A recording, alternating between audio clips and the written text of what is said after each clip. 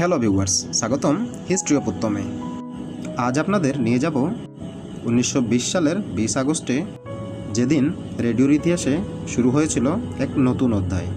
ভাবুন তো, আজ থেকে 100 বছরেরও বেশি আগে মানুষ প্রথমবার ঘরে বসে রেডিওতে সরাসরি অনুষ্ঠান শুনতে শুরু করেছিল।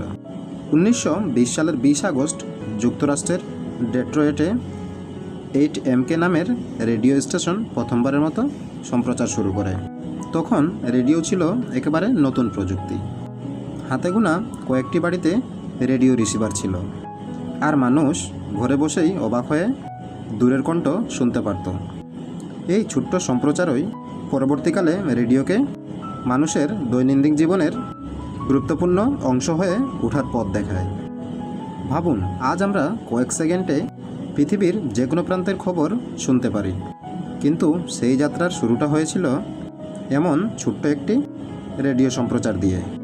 ইতিহাসের এই ঘটনা আপনি জানতেন কি না কমেন্টে জানিয়ে দিন, এবং এরকম আরও ঐতিহাসিক ঘটনা জানতে ফলো করুন হিস্ট্রি অফ উত্তম।